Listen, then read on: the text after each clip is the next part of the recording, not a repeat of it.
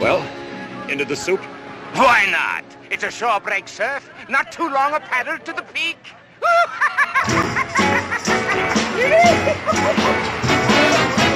Here comes the wave of the day. They ought to be able to take off on it. They have!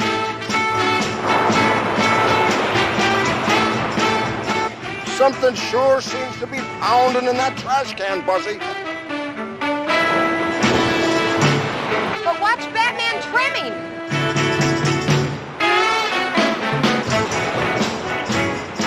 Look there! A shark!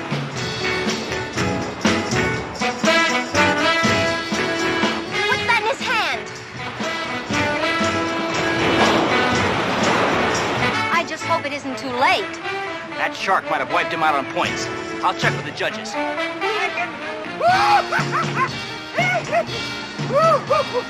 The order of finishing isn't what counts, Joker. Why not? Why not? Losers don't come in first.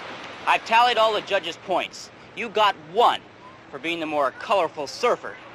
Batman got all the rest, including 50 for avoiding a dangerous hazard, a shark. Oh, big deal. Well, what about my tricks and my technique? You mean my tricks and my technique? All transferred to you by that nutty surfing experience and ability transferometer. Say, something is pounding in this trash can. Hot dog Harrigan? Oh. It was just a little joke. Some joke, kidnapping me. Let's get out of here. That's the most ridiculous shit you've ever seen in your life. But it's just hilarious. I love it. Let's go.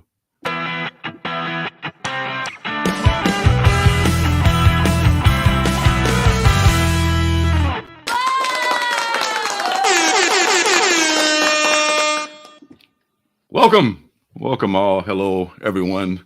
Welcome to the new Comic Book Day live stream with Lorenzo and my comic book son, Circumstances. There's so much to dissect in that clip. I love it. Hope I don't get a strike for that because YouTube actually sells Batman episodes. I hope they don't see me infringing on their copyright or anything. If they ban this episode, I may have to take that out and re-edit it and upload it again. So maybe witnessing a one-time showing. What's happening, man? How are you? I know Happy new Comic Book Day. Happy to be here. I was a little late today, but I made it. I was only like a minute late, so that's not too bad. That's what I'm saying. We're not punching clocks here. We don't punch clocks anymore. Well, the people, one thing that is true though is like it's important to be consistent for the people who are here for you, I feel like. So I really try to be ready to go for the people because I appreciate the people who are here hanging out with us. Absolutely. I mean, if you've been ridiculously late, I would have just gone on without you and just tap danced until you came back. Like, hey, whoa, look at me. Yeah. So it was all That's good. the way to go for sure. Yeah. But we've been doing this for nearly 2 years now, and I am rarely, if ever, late. Though, It's in fact, my friend, my comic son, it'll be exactly 2 years tomorrow. And that segue, we'll be doing the anniversary show. Unless you got something else going on. Valentine's Day is next week. No, it's the 7th next week. So maybe the 7th next Friday. How does that sound for you for our anniversary show? Let me look at my calendar. I don't think that's a problem though. So you're talking about the 9th, right? Yeah, that sounds right. Sure. Yeah, I'm horrible with numbers and dates and stuff like that. But that sounds about right. Only thing I have so far is payday on that day, so we should be good. Awesome. All right. So that's it, folks. We'll be giving out some more stuff on that anniversary show next Friday, the 9th, or so I'm told. So let's be sure to tune in for that. It'll be at 6 p.m. Pacific time, and that means I think 9 Eastern. So 8 gods. There you go. Call it. 8 o'clock God's time. Thank you for making that clear. Yes, of course. Yes, we don't have it any other way. Yes. All right. So, man, that's before we get to the sponsor, let's do the chat here. We got Peter Regatta in the house. What's up, Peter? Good to see you. Of course, the lovely Miss Janet is here. Always blessed to have her in our company. My man, the flavored whiskey hater, 80s guy, is in the house. What's up, 80s guy? Good to see you. Sledhead. Feeling pretty good right about now. One of the coolest names in the game. Sledhead is in the house. Larry Love. Larry Love. Oh, man. That's a great radio name. What up, Larry? Thank you for joining us this week. Excited to see what Lorenzo has for us in terms of pickups, and also can't wait to hear about our sponsor. Oh, funny you should mention that sponsor. This show, like every other show, is brought to you by the Alternative City Shop. I not only love reading indie comics, but I've self-published several indie comics of my own. You can find them on my Alternative City Shop, which has a link below this video. There, you'll find, along with my comics, t-shirts, stickers, and mystery boxes, you'll find pins and magnets that are called CBOs, or comic book originals, which are buttons, magnets, and pocket mirrors that I make from superhero comic books. These are one-of-a-kind items made from images cut directly from comic books, not photocopies, so each one is unique. Hey. Yeah.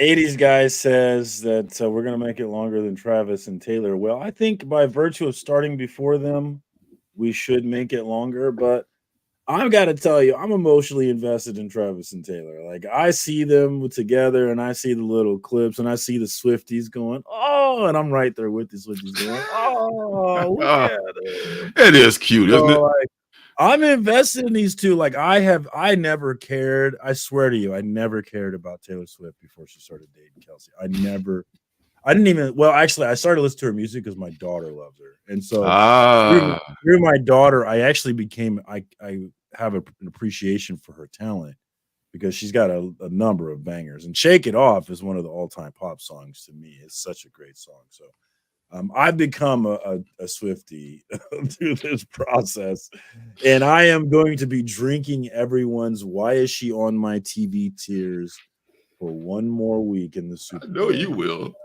I know you will. See, I knew nothing about the young lady other than she was a great business person. I never heard any of her music because I only listen to music I already have. I listen to very little new stuff. But I love the fact that she's getting people he's using her influence for good, like telling her fans to go out and vote. I mean, not telling who to vote for, but get out and vote. They're afraid of. I don't know. Yes, if you know. Oh, yes. She endorsed Biden 4 years ago, and conservative media. I saw some rumblings that conservative media seems to be afraid she's going to do it again because they're kind of pre-arguing it. There's a conspiracy theory that Pfizer, Mr. Pfizer, Travis Kelce, and Taylor Swift, this is all part of a conspiracy. Of course, it is to help Biden win re-election, and it's like.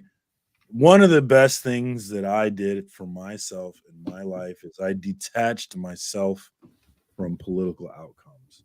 And so my mood is not, like my mood is still determined by whether or not the Chiefs win, but my mood is no longer determined by whether or not my politician won. Like, I don't care anymore. And let me tell you, it's been such a weight off my shoulders, man. I don't care who wins this year. And it's such a weight. Well, I wouldn't go that far, but I know you probably care. I don't care. I don't care who wins.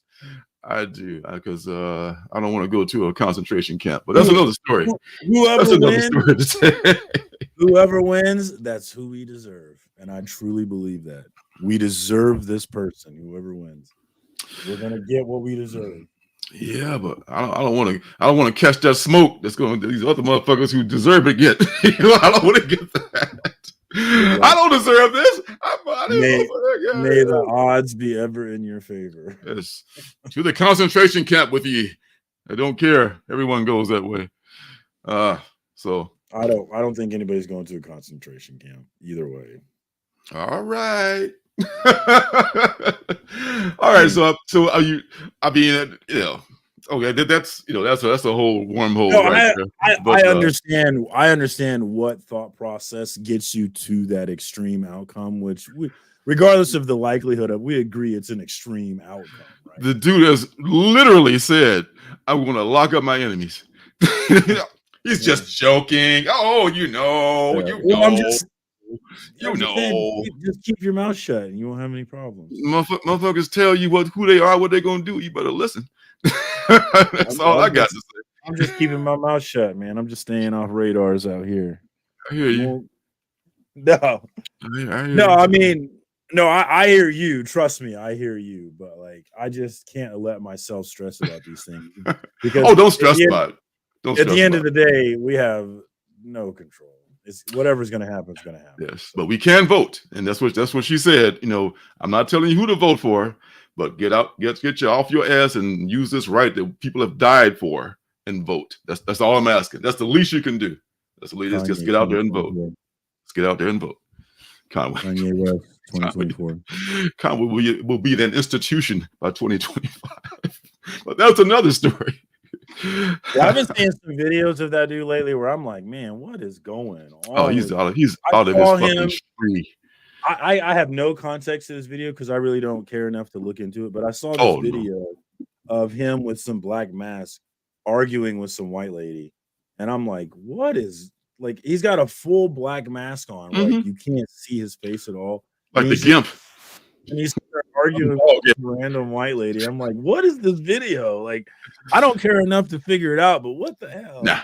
All I know is he's taken up with some other, large-breasted woman, and he's doing crazy shit and wearing crazy things, like you just said. So good for him until his money runs out and nobody will give a fuck about him ever again in life. So God bless him. I miss the old Kanye. He gone, man. The All Falls Down Kanye.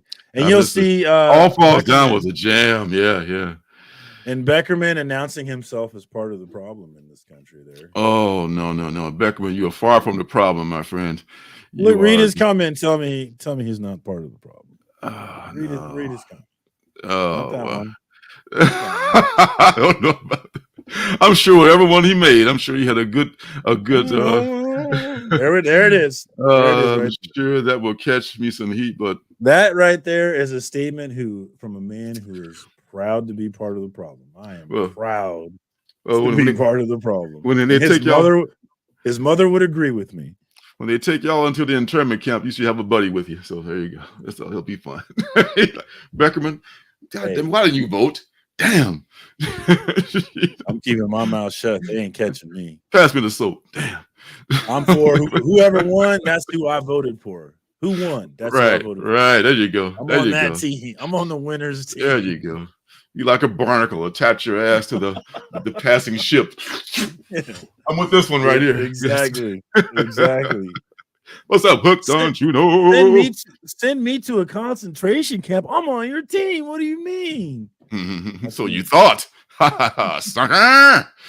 The millionaires don't get locked up. Those are the only ones.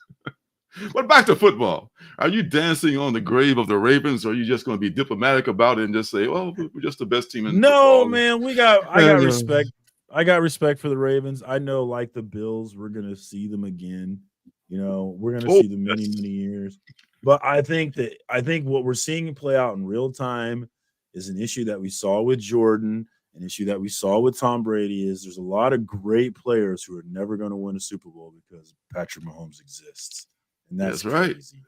I was just thinking yesterday, I've been talking with Kansas City friends here. It's like, I have been in Kansas City since 2009, and to be a Kansas City sports fan has been just such a blessing. From the 2014 World Series run where we lost to the Giants in the World Series, but that run to get to the Giants was incredible. It was an incredible run with an incredible strew of games to even get us there. It was an electric year. And then to go back the next year, have another electric year, and then win the World Series in 2015. And then we moved from that right into Alex Smith, turning us around with the Chiefs, right into Mahomes, going to 4 out of the past 5 Super Bowls. That's insane. We the new Boston around here, dog. And I'm just loving it, appreciating it, and enjoying it while it lasts. And I think it's going to last for a while. God has smiled on Kansas City. He's giving y'all some good teams to watch. And Lamar Jackson may be the new Patrick Ewing. So God forbid I'd say that, but he very well may be. But yeah, that's and you know they shot themselves in the foot. Those Baltimore Ravens, man. They had so much stuff going on. They did dumb shit, and then you guys just like what a good team is supposed to do. You know, you take advantage of that. That's just what happened. So. Red Kingdom. Oh God, we done started some shit now. Did you see the photo of the dad bod photo of Patrick Mahomes? I actually shared it on Instagram. If you haven't seen it, I made a little reel with a picture of Mahomes in the locker room post game, and then his tweet responding to the picture, which is hilarious. Check it out on Instagram if you haven't. Oh God, I'm sure you've been having the a great dad time. bod revolution must be televised. If you got anything to say about it, I'm sure it will. Yes, sir, Bob. Will definitely happen. Beckerman knows what it is. We got Bobito and we got new people sneaking in here. Let's talk about all these new people we got in here. We got Real Rude in the house, who I watched with a great show Between the Lines on Monday. I fell asleep before the end, but it was a great show. Oh, what up, Smoke Rude? weed every day. Good to see you. Of course, my brother Beckerman snuck in here. What's up? Of course. He's mean. He's very mean to me, but I still love him. Bobito, Bobby De La Ghetto, the Kansas City comic book liaison, is in the house. What's up, Bobby? Yes. And of course, we've got the man, the myth, the legend. Yes. Willie? Oh, won't he? Willie survive? I'm waiting for his clip. Willie? Oh my God. Willie? I missed him. How did I possibly miss him? Where are you, Willie? Where are you? Oh my goodness. Don't do it, man. Not with that money. I need to watch that movie. I have got to understand the context. Oh my God. Yeah. I mean, it's one of the most dramatic scenes in the movie. So yeah, you definitely should check it out. Yeah, Raising the Sun, a definite classic. We got Hooked on Juno in the house, who says he's late, but you're never late. You're always right on time. That's what I'm saying. You, thanks for joining us. We've got HG Squeezy. I saw him. What up, Squeezy? Easy. Thanks for joining us. We got James Phelps joining us as well. What up, James? We've got my brother Phil's Treehouse. What up, Phil? Never enough Phil's. Good to see you, my man. Sorry about those Lions, man. That was a tough second half for the Lions fans. But Phil and I talked about it actually on Instagram, and he has the right attitude, which is to say, what an incredible season for the Lions. Incredible turnaround, incredible season. And like the Royals in 2014, the Lions are not done. They're going to be back, man. So, Phil, I was thinking about you as I was watching that game, man.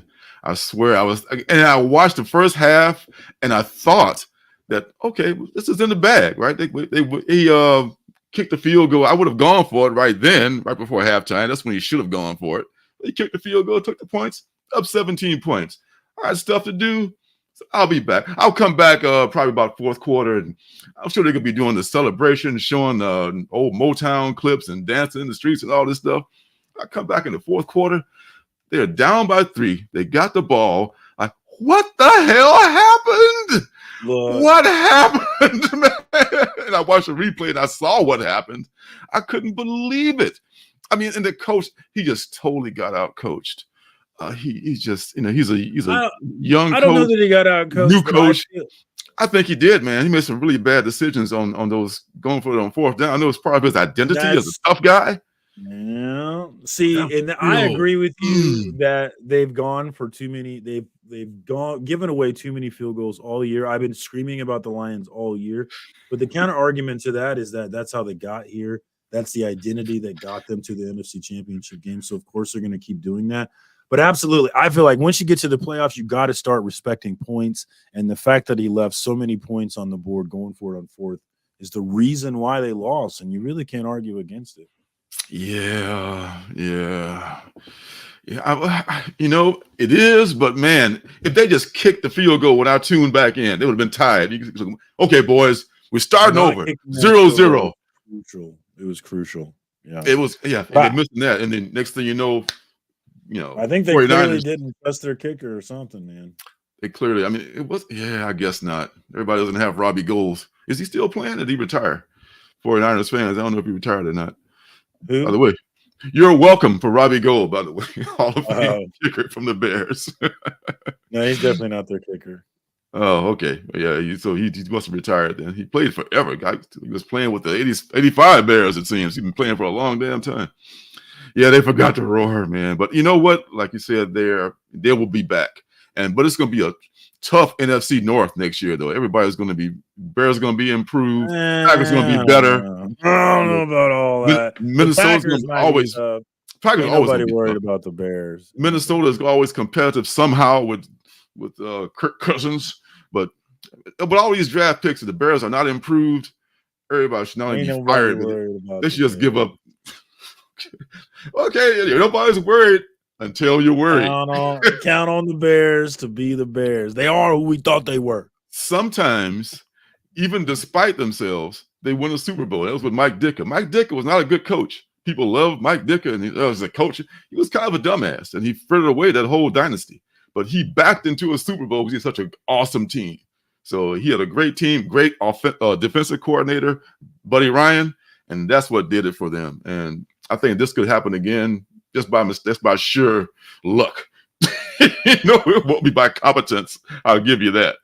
Yes. Oh, and I know easy. I mean, they look bad in front of Barry Sanders, man. I felt so bad for Barry, man. Barry's up there in the skybox, like, damn, I came up here for this. Come on, man. Barry wasn't surprised. He been this is why I walked away from you fuckers. Barry ain't seen nothing new. Oh gosh. Oh man. Squeezy says his last time he was on the channel, he sent those Micro Wars comics. Oh, you're HG Squeezy. Okay, yeah. The Micro Wars guy. Okay, got you, man. Yeah. What did I miss on the channel? Oh, I reviewed them like several months ago, I think. These small little mini comics that he made, really cool comics. Yeah, absolutely. Good to see you. Oh, who's racist? I am not racist. Take it back. Urlacher. Oh, yeah, Urlacher. Oh, yeah, Urlacher. Oh, him. Now I get it. All right. Speaking of unfortunate people, you found out how bad a guy Vince McMahon really is. If you didn't already know it. You didn't already know that shit. Dude, it's funny. Like, I've had my first clip go on TikTok regarding that Vince McMahon stuff. I've made some reels around the Vince McMahon text messages, and they're all hilarious to me.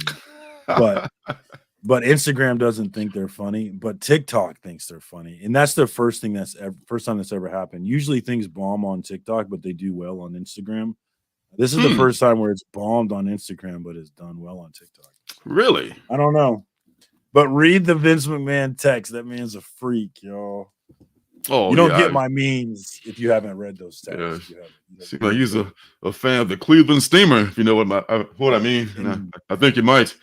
I love his obsession with 3 black dicks. That's my favorite part of his. I don't know if you read the text messages, but I did not. His obsession with three black dicks. Is he a fan of the BBC? No, there's some Broadcasting Corporation. There's some, and I would love for a psychologist to explain this thing to me, but there is like a cuck thing with some white men and black dicks, and I don't understand it in any way, shape, or form. But Vince has certainly got it, whatever it is. I think it's a thing with men in general. Some men in general, and usually the men who are trying to be more super overly macho. And I think just so happens that Vince is one of those who has it for the BBC. So yeah. You thought I was a freak. That man's a freak right there. Oh yeah, not necessarily a good way. Oh no, it's in a very bad way. Oh yes, gotta check out billionaires. Yeah, that's the problem. Too many billionaires. Too many damn billionaires, man. Yeah, so wrap you back in the BBC. It might, if it not, it should have been. So the sportscasters that went off in there. Oh God. Oh yeah, for real. And you guys are getting a good baseball broadcaster up there with the Tigers, man. Our guy is from the White Sox got stolen because the White Sox owner is an idiot. And I'm so done with the White Sox, but I'm rooting for the Tigers next year in the American League East. So that'll be my team. You're dead to me. Of course, the Royals could pull it out. I mean, the Royals probably could because Did you have to come to my division and root for my rival? Come on. Man. Well, Yankees. That Yankees, man, I tell you, man, you're a brave man rooting for the Yankees unless you're in New York, man. That's one of the most hated groups. One of the most hated teams. We are man. the nation of domination. Oh God! I'm telling y'all, I was a fan of The Rock before y'all were fans of The Rock because I loved him when he was in Nation of Domination. He was so funny, man. I loved him. Funny Hills have always been my favorite, and he was a hilarious Hill, man. Yeah, me too. I mean, I wasn't even a serious wrestling fan, but when I saw him just with the performance, like, oh, this guy is good. He's destined for Hollywood. The whole smell about the Rock is cooking and the people's elbow and the performance and all that stuff, man. He's awesome. Me and Beckerman got a Central States wrestling show coming up here, I think. I need to see when that is. I'm excited. We haven't been in a while. We haven't been since like November, man. Wow. I'm missing my people, man. I'm ready to get back out there. Yeah, man. I mean, that's your guy. I know one of your guys is Roscoe. February 17th. Oh yeah, Ross, you looking good, Ross. Yeah, that's right. I love that video. Yeah. So man, today, imagine that I got back out and picked up some comic books. It was last week. I only got 3. You got that's about 10, I guess. 10 maybe. Yeah. Did you pick up the big one? Did you pick up the smut? Number 2, I got that coming from my comic shop. That's one of the oversized jobs. I had to get the smutty book. You knew I had to. It is worth the smut because it is definitely a good comic book. So let me run through real quick what I picked up here. From Marvel. Ooh, look at this. Catching that light just wrong. The Incredible Hulk, number 7, I want to say. Is it 7? Number 8. One behind here. Completely caught up with this. You got that too. Yes. This has been a good book, man. The last one, Hulk and She-Hulk. I never thought those would be my probably my main Marvel books, but I love She-Hulk, man. I love it. Yeah, me too. I'm one behind on that, but I'm completely caught up on this except for today's. This is really good. Another one that I discovered last week. Was it last week? Week before last? Probably week before last because this is this came out today. I want to say. Yeah. Did. Okay. Yeah. So I'm pretty. I'm excited about this. This is Avengers Twilight. Started to blow up a little bit. Just a little bit on. A lot of people like this one. Yeah. I have not got a chance to read it yet. I'm going to read them both together, but people who don't like things liked this one, so that's always something I perk up for. People who like this should check out. I've mentioned it before. You should check out Spider's Shadow, also by Chip Zdarsky. This was a much overlooked series. What if Spider-Man had not been able to be separated from the symbiote? And it's available probably in dollar bins. Just look for it. Good series. And this is kind of in the same vein as Avengers Twilight. If anybody's looking for that series, I'll sell you mine. You got yours too. Did you like it or no? It was all right. Yeah. It was a lot of. I mean, it was like, think about the Elseworlds.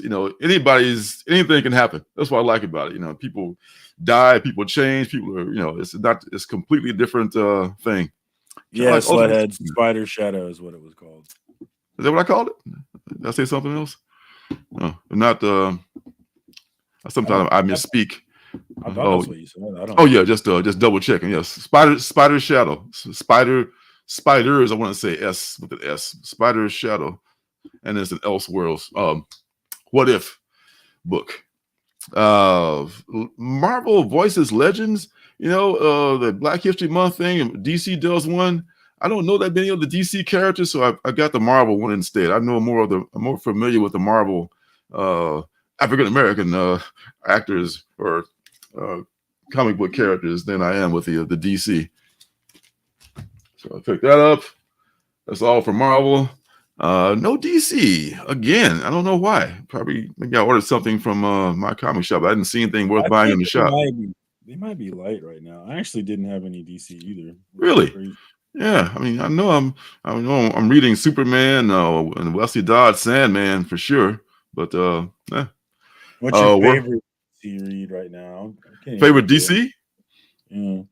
Probably Wesley Dodds, because it's so under the radar, and I've been so hungry for a Golden Age Sandman story, which I hope they add him to the Sandman in the next season.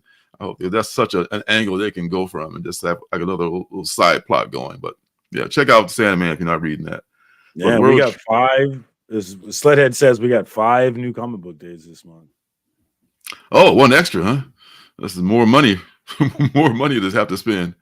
First appearance of Stark's son is actually the cameo is in what? Is it in it's in Timeless. The new Timeless from the most recent Timeless #1 is a cameo of Howard Stark's son, James Stark. And the first appearance is in #1 of the full appearance is in #1 of Avengers Twilight. Correct, sir. Correct, Sean. But I could pick a Wolverine. Oh, sometimes you have to make a choice. I know it's tough to make a decision, when you reach your limit and like, damn, something's got to go. But I thought about the Wolverine 42 too, but it's probably sold out anyway where I was. What's up, Brian? We see Brian already? No. What's up, Brian? We lost. Oh, we lost. Beckerman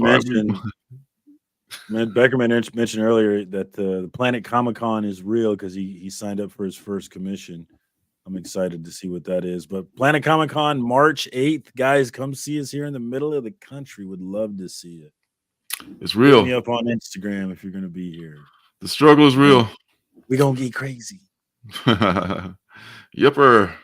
All right, so World Tree Dark Ride.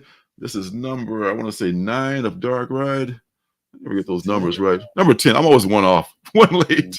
Number 10 of Dark Ride. Really great series.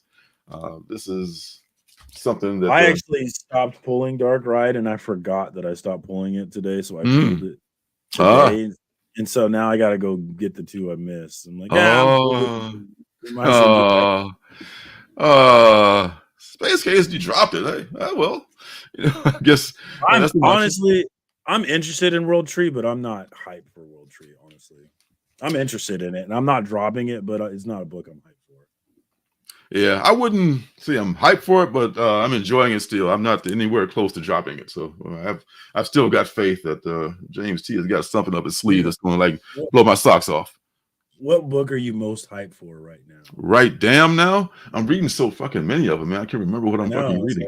Probably Beneath the Trees, which was on my list for last year. I love it. I love it because it's did it come out today? Was it coming out next week? I think next week. Oh yeah, because on next week's preview.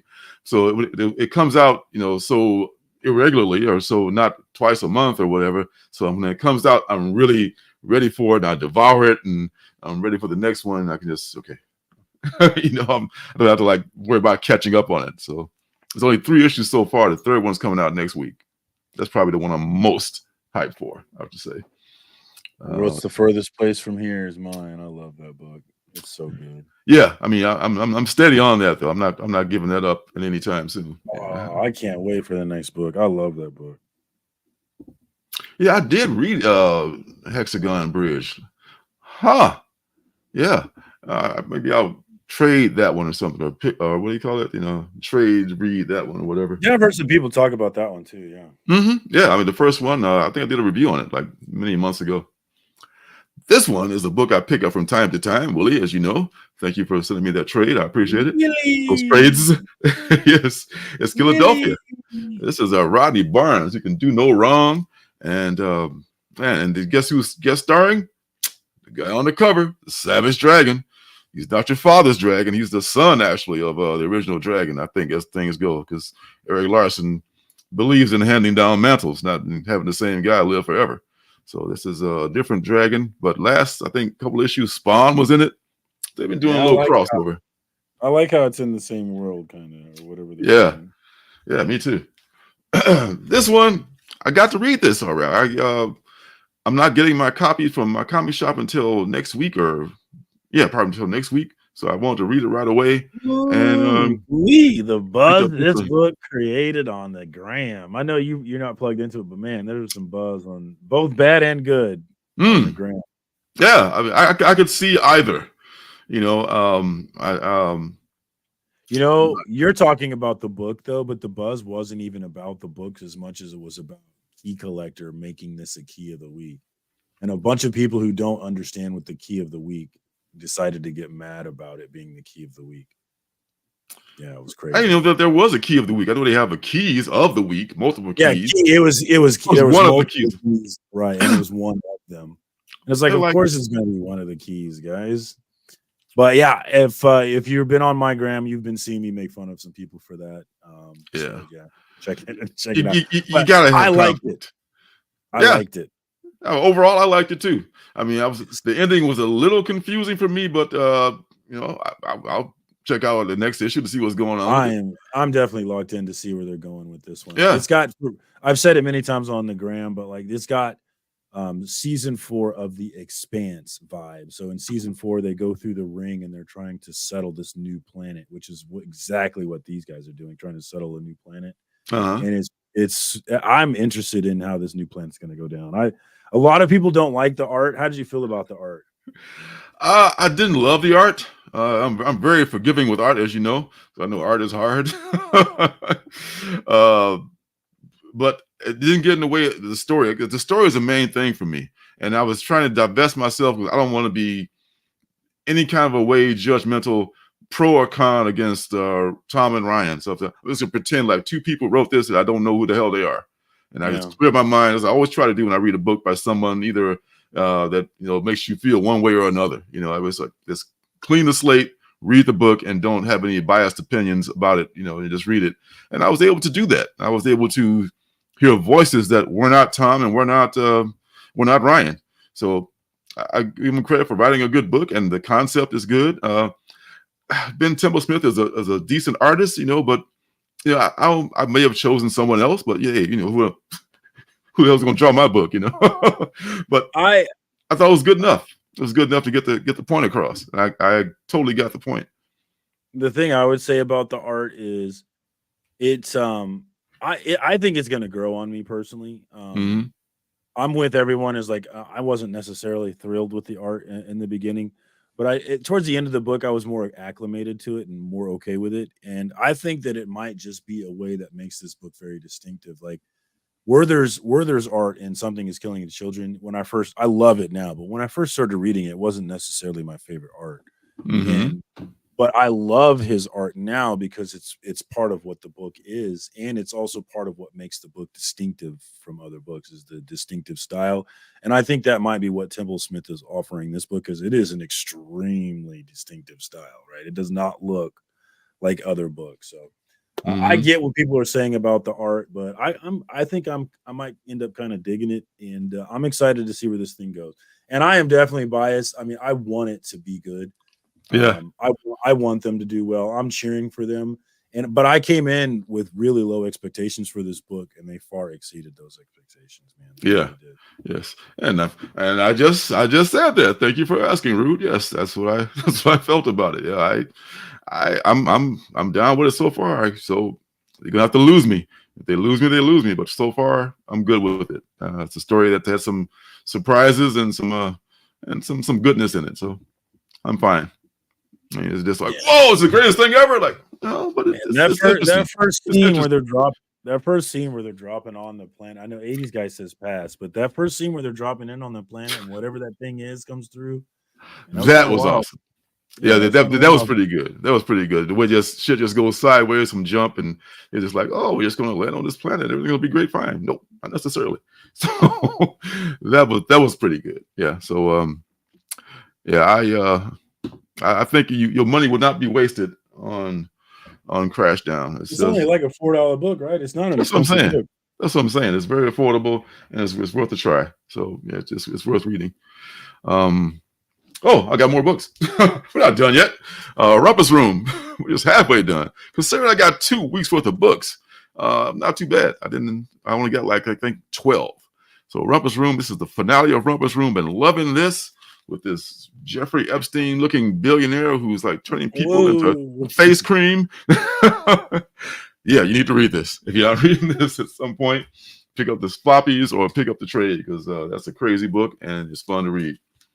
Another AWA book I'm liking a lot right now is Ribbon Queen. This may have made it was almost in my top 10 for last year. It may have, I don't remember what was on the top 10. I just remember the top 4 or 5. But this is definitely one of my favorite books so far, Ribbon Queen. And also, Dear Editor, which came out last week finally, was also a penultimate book at one point. Can't wait to read this and see what the hell it's about. I mean, this is, this is kind of crazy concept. It was a guy with have you ever seen a buck? Have you ever seen a buck in person? Oh, you got one. Nice. Yeah, mine came in today too. Yeah, those fuckers are pretty damn big. You walk around with a set of antlers. No, I actually watched a guy. I saw a video where a dude ran up to one of those moose like it was nothing, and it started jumping around, and it jumped on his leg and just snapped. No. I was like, no, I'm not even talking about a moose. A moose ain't nothing to fuck with. Moose, stay the fuck away from moose. You're in your car, you see a moose, back that shit up and let the moose pass or whatever. But just like talking about a deer, a buck, a male deer, which are pretty rough customers too. They defend their young. But a moose is a whole other smoke, as used to say back in the day. Yay! Smash that like button. Yeah, I'm with Janet. Good. Bless your heart, my dear. Thank you so much. Do it for the algorithm. Do it for Al. And this is the last, I think, of Sirens of the City too. So I'm going to have a couple of openings in my subscriptions coming up. That's what I love about limited series. This is over now. This is over, and I can maybe subscribe to some other wonderful indie book. So this is the last one of these, and the final book, my favorite cover of last week's penultimate book, which was what? Moon Man? Yeah, I was gonna say Spaceman. Moon Man, with Kid Cudi co-writing this. Is that a regular cover? Is that a 1 in 10 or is it a C cover? It's just a C cover. It was regular price. It's regular price. Oh man, I saw this like, this is not special. Oh, please, I'll take this one instead.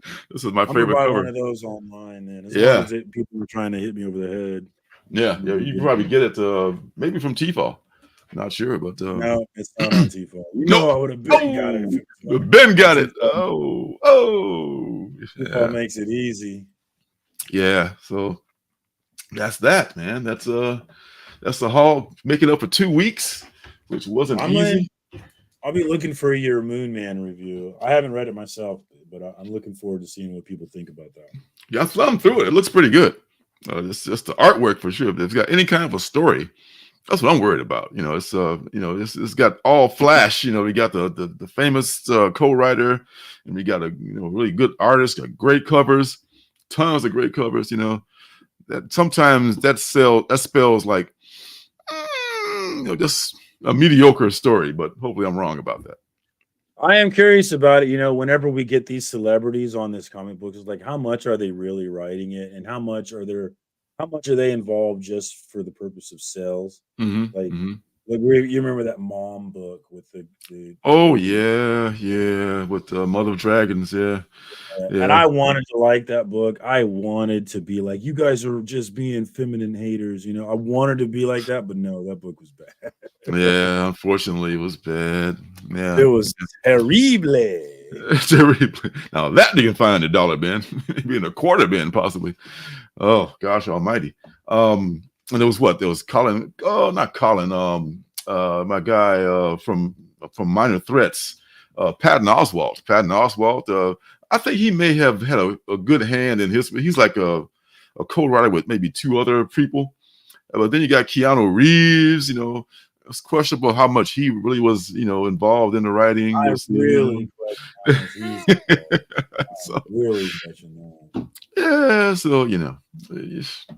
whatevs. All right, let's get these reviews going here, folks.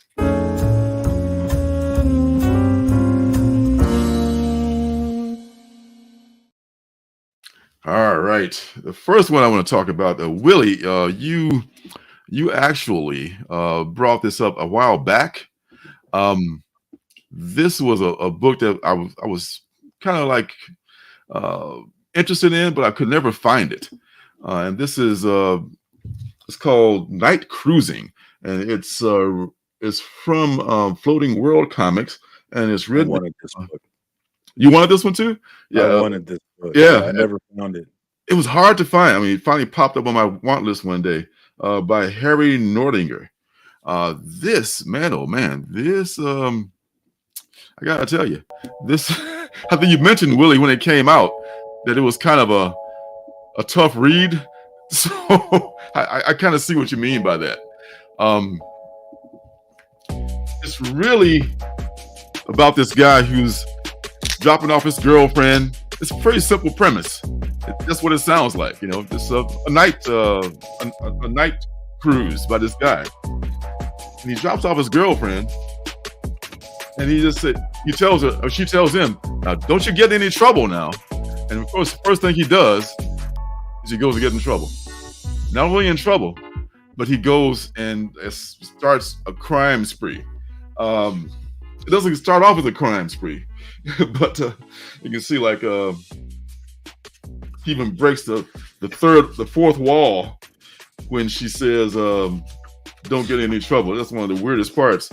It's like his whole page where he's kind of just like, this little evil kind of wink kind of a thing. So he knows he's off to do some crazy shit, right? So the first thing he does is he picks up a hooker. That's what you always want to do when you drop your girlfriend off. You know, just finish the job. You know, solid plan. Solid plan. Pick up that hooker. Okay, check. Hooker picked up. Out on drive. And he just goes on these. He does the business, you know, with the hooker and so forth. And then he meets this really degenerate friend of his who's like into some really dark stuff. I won't go into that, but they meet at this diner, and they talk about things that are really bad. And then there's another episode. He keeps the hooker in the car, and there's a thing with her, and at the end he just really goes off the deep end. And I tell you, it may be a trigger warning for some stuff in there. He doesn't actually commit certain acts, but just if you are threatened by the act of the appearance of this kind of thing happening, you want to brace yourself for that. But man, and that's the story. And I'm left wondering, like, yeah, I was like, wow, that's almost like it's almost like an exercise in nihilism. You know, it's just like, I'm just go out here and just do this. And there are people out there in the world, you know, they walk among us, unfortunately. But I don't know what is. I guess I hope that Mr. Nordinger is just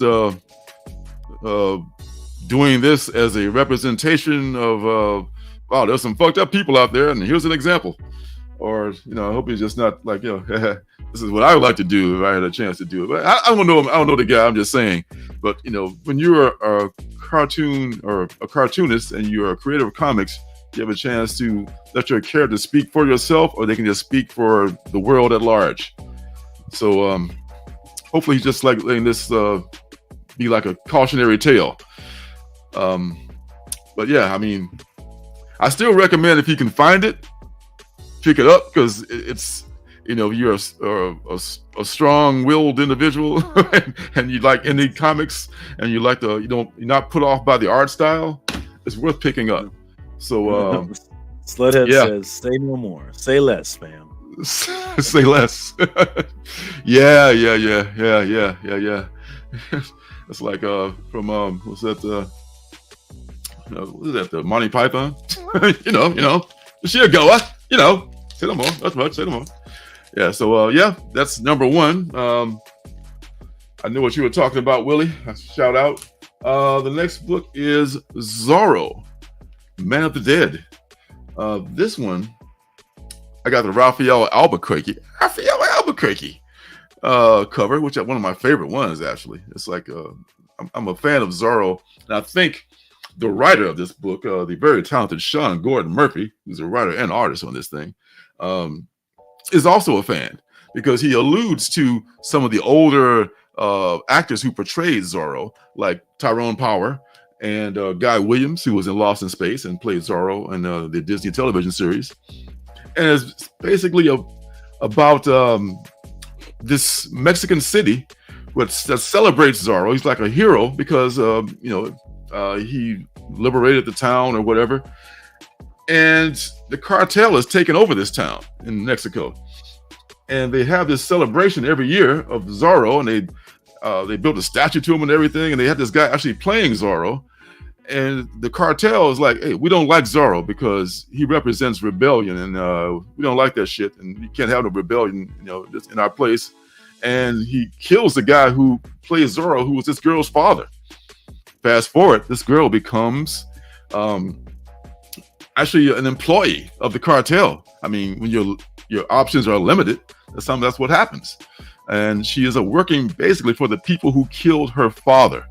Her brother was a witness to this murder of her father. Also, it was the town square is where it happened, so everyone saw it, and he was just scarred for life. And he was living in this town far away from where she was born, and he was just like, I guess, training. He was training with their grandfather to become a swordsman, because he became so enamored with Zorro after his father was killed. So I guess the gist of it is, without giving too much of it away, they're going to try to somehow pit Zorro against the cartel. And much as I love Zorro, I don't see how that's going to come out in his favor. But hey, Sean Gordon Murphy, man, the artwork in here is so fabulous. I would read anything that he's a part of. I mean, this is just an example of the stuff that he does. This guy is one of the hardest working people in comic books. So I'll give it another shot for sure. But just to see what the hell you're going to be going with this. I mean, because there's got to be some other stone unturned, some shoe that has not dropped yet for Zorro to have a chance against the cartel. So let's keep that in mind. But overall, I liked it. I mean, I will, like I said, pick up the second copy just to see what the hell's happening with it. This is also a book, Sled, as you're saying. This was one of those books, original art. Yeah, he probably has so much original art, though. Man, he just got original art coming out of his ears. This was also a crowdfunded thing before it became a massive publication, which is the way to go now for so many creators. So, yeah, if you didn't get that crowdfunded, I think it was maybe a trade. You can pick this up in the serialized form. I want to say it's 5 issues long. But yeah, with that guy's art, I think it's worth picking up.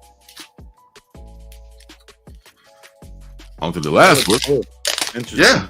Yeah. I mean, just the concept. I mean, you had me at Zorro, and so I just have to okay, all right. Well, let's take a further look at this, and see what it's like. The last thing we're going to look at is the one book that I picked up last week. One of the few books, I should say. Probably the one. Ghost Machine. Ghost in the Machine, baby. And this is by a whole bunch of folks. And it's from the Geiger universe. And it's, what are they even calling it now?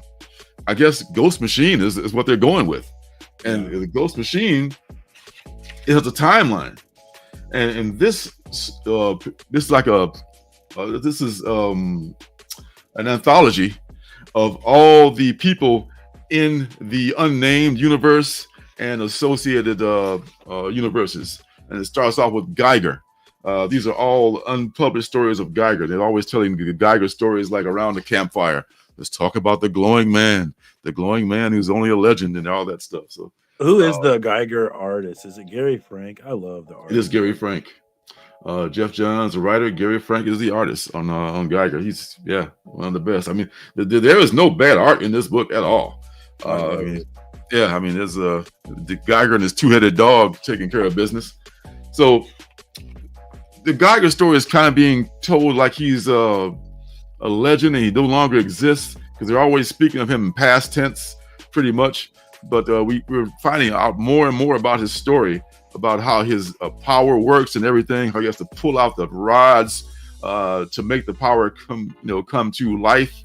And if he's while he's got the rods out and he's radioactive, he's pretty much invincible. Yeah. So, but that's what you can catch him when he puts the rods back in. So that's his Achilles heel.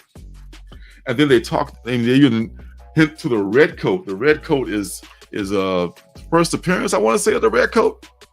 It could be. No, he was first. He was in another one. He was in the 80-page special. He was in that giant. Yes, okay, that's right. Yeah.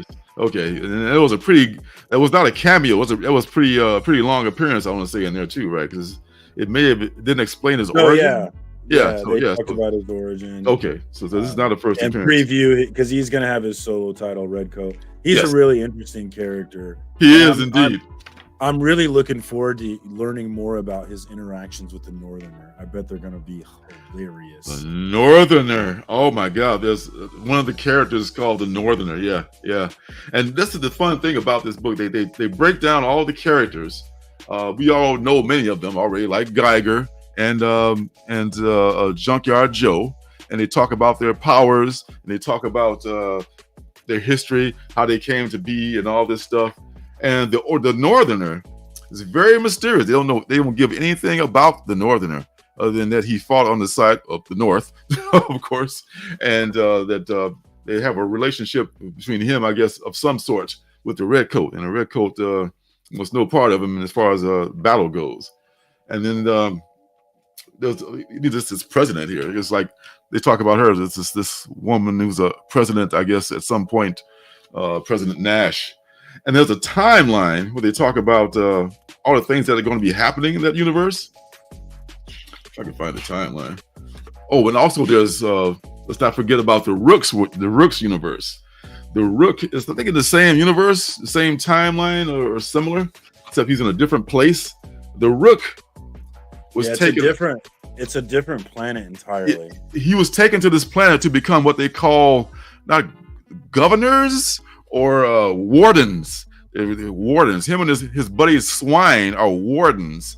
They were taken to this planet by a corporation to rule over people there.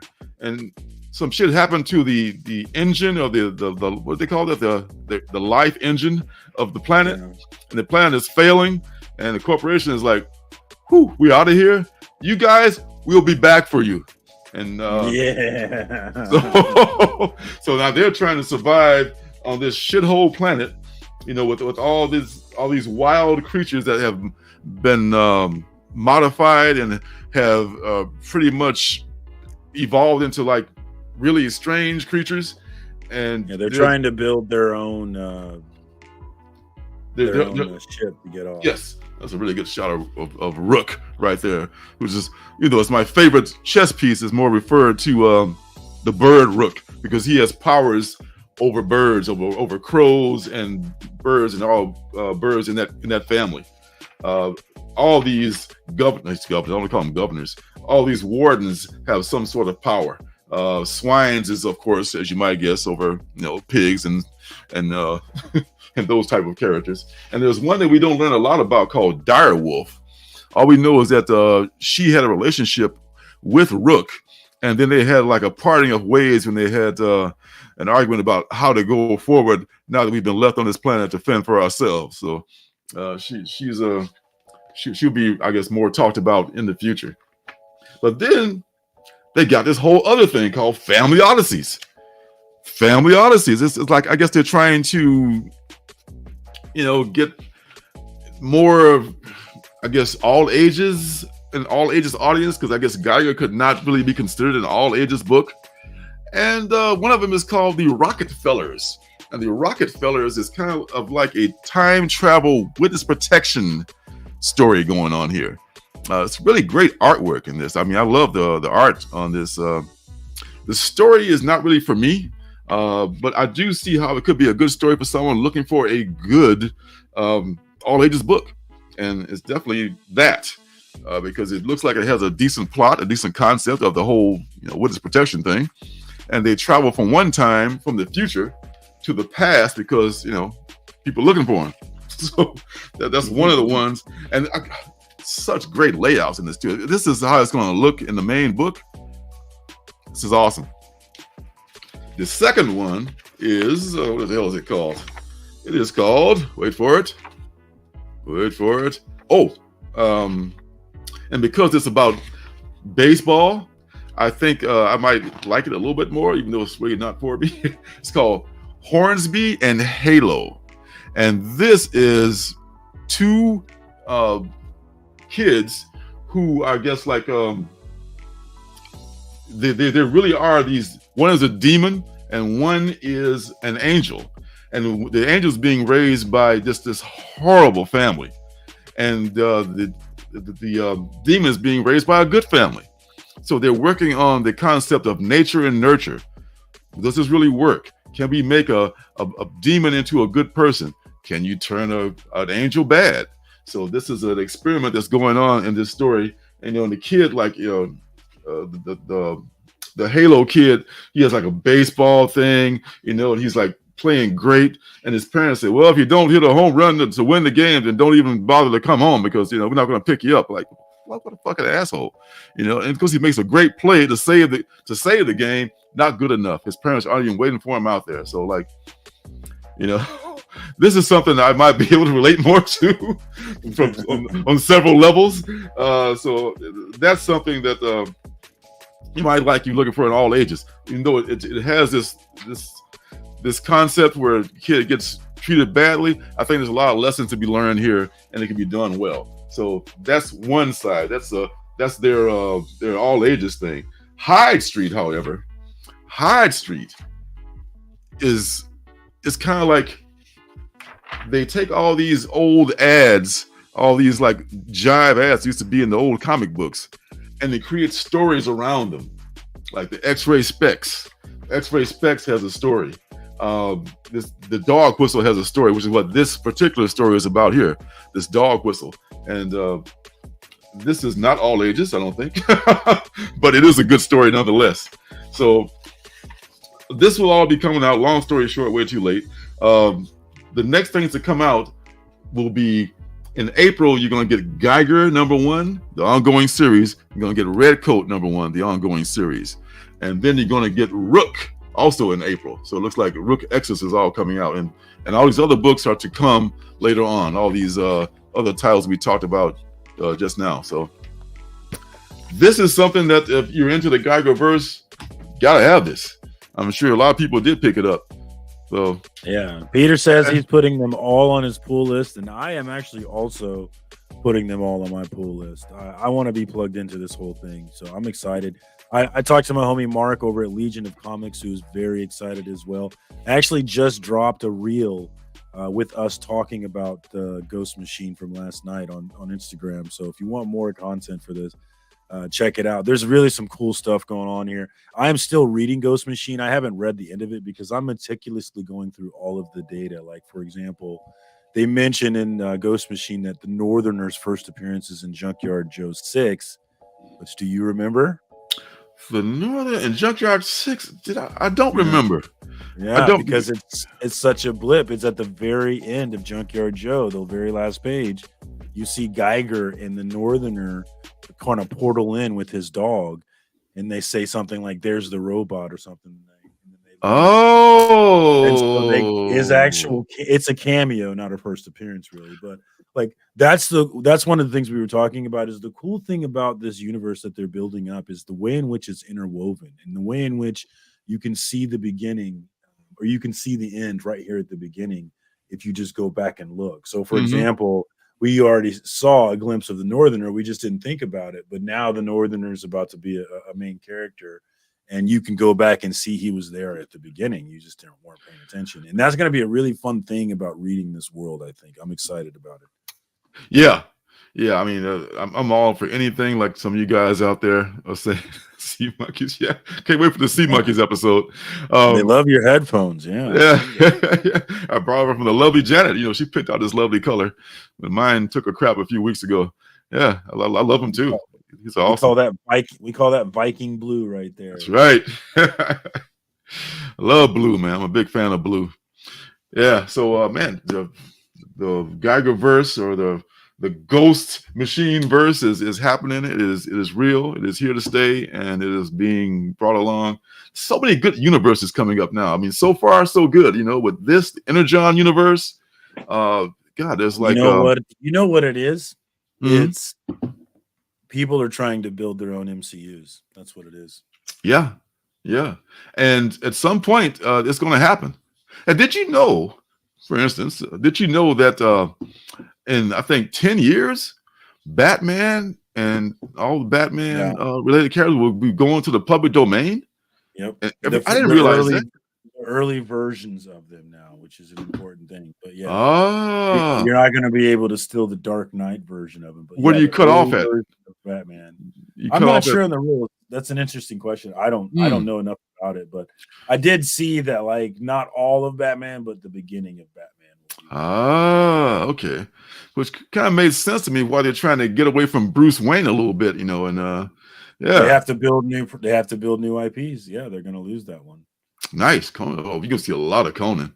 Yeah, that's it's gonna be like Robin Hood now. You know, right? You see many Robin Hood movies, public domain.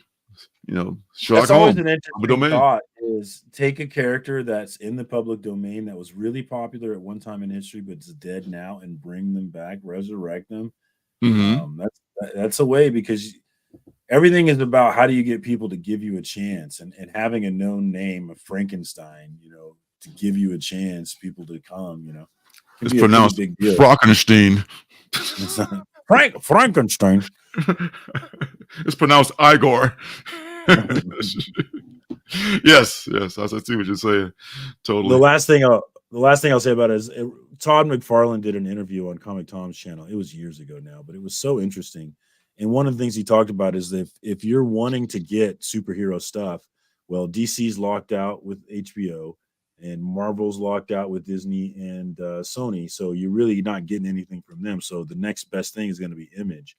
And what you're seeing Image do is they're trying to build Everjon. They're building Ghost Machine. They're building their MCUs so that they can be an option for all of these streaming services who are desperate for new content. So the possibility of all of these things being something 10, 20 years down the road, I think it's high. I think it's absolutely. Absolutely. That's why I'm so into the indies, man. I mean, the established stuff is established. I get that. You know, I'm kind of looking forward. You know, I'm looking to see what's going to happen next. Yeah, I love the stuff some of the stuff that's already here, but I'm excited about the new stuff too. I'm probably more excited about that. Yes, it's going to be a long time though. 10, 20 years, not 5. Could be. Hey, I'm going to try to hang on. What can I tell you? Let's do it together. Let's do it. I hope so. Yes. Thank you for bringing it up, Phil. You beat me to it. There is a public domain. It's called It's a very good series. Which was a great book. Very good series. Yeah, I want more of that book. Actually, I wonder if he's going to do more. I bet he will, because he kind of left off at a point where, you know, that book is a love letter to the comic book medium. It's very much a love letter to the comic book medium, and I love it, man. Mm-hmm. Highly recommend that one. Yipper. All right, so man, how do I get way down here? I've been scooting the page way ahead of myself. All right, so let's talk about next week's stuff. First thing I want to take a look at is Batman, because the Red Hood. This is basically a filler series. While even though Chip is still going to be writing this, Jorge is going to be taking a break. I don't know if he's going to be actually taking a real break or be doing another book. But we never get Jorge for too long a period of time. Yeah, he's a bit. I think his art is a lot of work, though. Oh yeah, oh yeah. That's why I don't see how Sean Murphy does it. I just don't see it. But some people are just gifted that way. I This like that A cover. Who is I know the A cover is pretty cool, and somebody pointed out that this is the shape of a bat, which I didn't even notice until like, oh, okay, I'm looking right at that. I'm so focused on the picture of the hood and the thing there. How's But it in the this, shape of a bat? I don't get it. yeah. See the puddle is in the shape of a bat. It's the puddle that the reflection is in. Yeah. Oh, wow, I did not see that. Yeah, pretty cool, huh? Yeah, so I love what they, oh, okay, that's a layered thing there, you just gotta really be paying attention. Yeah, that's pretty cool. Giuseppe Camincole is the artist on that one with That's Tomi it. Mori. Mm-hmm. And guess who your interior artist is for this 3-issue run, this retelling of the Joker story? Andrea Sorrentino. You've got it. You've got it. I mean, as someone said down below, Andrea fucking Sorrentino. They're excited about it. This is a David Finch, kind of a B cover deal going on. David Finch is so complex stuff. Bro, give me that cover F. Or I know you're gonna get to it, but give me that. Uh-oh. Which one is Come the on, cover? T-Fall, please have it. Come on. Glebe Melanchol cardstock variant. Oh, they don't have it. Damn it. I'm gonna have to find it. Oh, that's a banger, dude. I need that. Well, some of those are pretty cool too. This Greg Ticini cardstock variant here is pretty nice. It's like a melted painting. Which one are you talking about? You talking about the F? Okay, I'm almost there. This one is Stefan Subic. This is also a cardstock cover. If that makes a difference to y'all, it means you can charge $1 more for it. Thank you very much. And this is a cover. This is Giuseppe again, right? This is the same Giuseppe. Is it him? Yes, it is Giuseppe. I want this cover because it's foil. Is it foil? Yes. Oh my, dude. Is it incentive? Just punching my FOMO bone. No, it's just a regular cover. That is dope.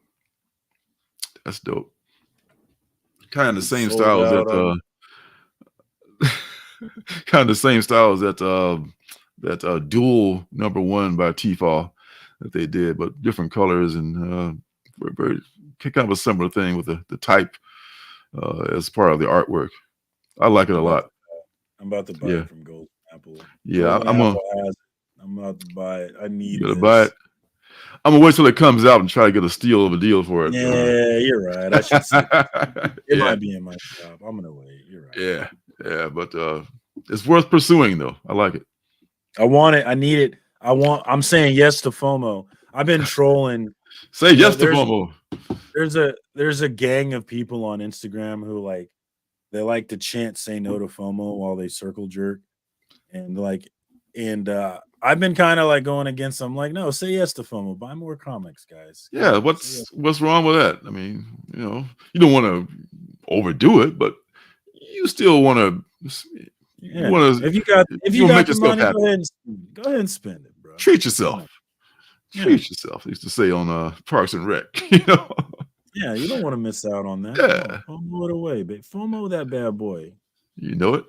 So Doc Strange is getting to number 12. Who said it wouldn't happen? I was among those who said it wouldn't happen. I haven't canceled it, and they haven't canceled it. So I have to let it ride. I have to let that Doc Strange ride. In the meantime, look what's coming out next week. It's another Ultimate book. Ultimate Spider-Man caught some of us by surprise. Don't let this one catch you. Ultimate Black Panther #1. This is Brian Hill and Stefano Casilli. Do I want to do this one? Tell me if I need to. I don't know if I need to. I would like do Brian it. Hill. I do. I would do it. What did he write? Did he write Chariot? I think he wrote. He wrote. Did he write? It sounds familiar. But it says he wrote Killmonger and Blade. You can't put all of his propers up here. I love Chariot. It's so good. God, who's this dude? Will Moss. He looks kind of like Jason, the lead, the guy that plays Earl. My name is Earl. That's awesome. He looks just like Earl. That's cool. One of my favorite shows. Yeah, I think you should probably pick this up because he did write Chariot, by the way. He did. Okay, that sounded Great familiar. book. That's a book I missed. I missed that one. AWA. I liked it. See, it's been optioned actually. It has, and the floppies are kind of expensive too. They're not. Are they? Not cheap. Oh yeah. Oh yeah. I got the whole series, baby. Hell yeah. Yeah. Well, hang on to them. They're mine because I love. They have been optioned. They're not going anywhere. This is Boss Logic. Boss, I love that name. Boss Logic. So are we doing? You're doing Black Panther, Ultimate Black Panther then? Oh yeah. Oh, sorry. Are you doing the whole? Are you doing the whole run? Or are you just going to grab the number one? Depends on. I sub to Ultimate Spider-Man, so it depends on how I feel about this after I read it. Luckily, I did. I was able to secure a copy of that Ultimate Spider-Man because, man, it ain't nowhere to be found now. No version of it. So I would say no. I would say no, but Brian Hill writing it, I'll say yes because that's what a lot of people are saying. Yeah, and I think he does some other things that people have liked too. I can't remember what exactly. New Blade Run. Yeah. So yeah. Egyptian influences. I mentioned this is Karen Darbo's cover. I forgot to. I wasn't sharing when I clicked on Boss Logic. This is the Boss Logic cover here. So I was just saying Boss Logic for no apparent reason. I didn't realize that. I didn't realize you were. Yeah, I know. Oh yeah, I should share it with the audience. Travel Foreman, another cool name. This is nice. These are all open order books. Every single one of those Ultimate Spider-Man books, man, you just cannot find any of them. Of course, the Stefano Casilli, your guy, but you don't like the concept covers. I have no problem with that. Kind of like to me. And probably this one here, the one for 25, Ethan Young. Yeah, I was looking at that one, debating how I felt about it. If I really liked it or if it was meh. A little bit of a throwback. A little bit of throwback to the period in the Silver or Bronze Age when T'Challa had his face out. For a while, he had his face out like kind of like Daredevil. Yeah. And it's like, yeah, that's a bad idea. Give him the full mask again. Yeah, so that's something. So I like the art style though; it looks nice. I do too, and I definitely won't miss out on that one. At least I'll have one copy of that one. But damn, the Ultimate Spider-Man dropped a week when the books were late, and they were all sold out by the time I came back to the shop. Like a week later. But luckily, shop's got to look out for you, man. I need to look out for you. You're a celebrity. They didn't know. Yeah, right. They didn't know. I'm not on any Spider books. I just buy them randomly, so they know that I was a Spider fan. So, but man, they said they were flying off the shelves. People were just like coming in. Oh, I'm gonna message my shop owner tomorrow on Instagram and say, "Hey, that cover F for Batman. If you got any of them, pull one aside for your boy." Your boy. Boy. Look out for it, brother. Sensational She-Hulk #5. We're all down with that. I love that Captain Marvel's dressing like Michael Jackson now. It looks very cool. What else we got here? Conan the Barbarian here has been very good. Damien, I know, was reading that. I read the first issue and it was nice. Let's see. What else we got? Oh, Red Hood, The Hill. Let's take a look at that shit. Number 0. Why are Number 0. Drop that hero and get with the 0 or vice versa. Whichever you want to do. Who do you attribute that line to? When you hear that line, who do you give it to? Like, I thought, other than just like the playground, I have to give it to Vanilla Ice. It's Vanilla. For me, it's Vanilla Ice's line. What was that movie called? Cold as Ice. Cold as Ice. And I love that line for my whole life because I remember when that movie came out, my sister was obsessed with it. And she thought that line was so cool. And I just could not stop laughing that she thought it was cool. It was so funny. One of my favorite childhood memories is laughing at my sister swooning over that line. Oh my God. How old was she when she thought it was cool? Oh, it would have been like she would have been like 10 or 12 or something, you know, really young. Oh, Really okay. kid. That makes sense then. Whoa, that's cool. That's deep. Yeah. She thought Vanilla Ice was so hot. Dude. She was Ah. swooning. She was swooning. Drop the Uh, hero. That's actually that scene from that movie is actually one of my favorite reels ever. I used it when Clayton Crane took that dude's wife from I Black know. Flag Comics from Acetate Gate, if you remember that. Oh, how could I forget that? It was Yes. a perfect clip for that one. So it was really mean, but also really funny. Absolutely. What's up, Dynamite? Good to see you. Yeah, we got a few people sneaking in here. I wish I had a Dynamite drop. Phantom Beat, but he said about the headphones. What's up? Yeah. And Dynamite, what's up, Dino? Good to see you. Jimmy JJ Walker drop. I would love to have that. See, I knew someone said it before Vanilla, but I could not place it. Leave it to Willie. He figured this out. Yeah. You know, but Vanilla do anything first though. But to his credit, it's like having a Roni. I used to love Vanilla Ice. I never pretended I didn't, because Vanilla Ice people acted like, you know, Vanilla Ice is one of those people that everybody loved when he came out, but then he got overexposed like Nickelback, and then everybody pretended like Nickelback. Everybody pretends like they never loved them because they get overexposed, but everybody loved Vanilla. Vanilla Ice used to get played on BET, and you didn't really. Oh my God! Do you remember the freaking video jukebox with Vanilla Ice? Oh my God! Yeah. Did they have that where you were? You just like call this number and you get charged $1. You know, they play your record or whatever. They play your video. They had that in the city, yeah. Mm-hmm.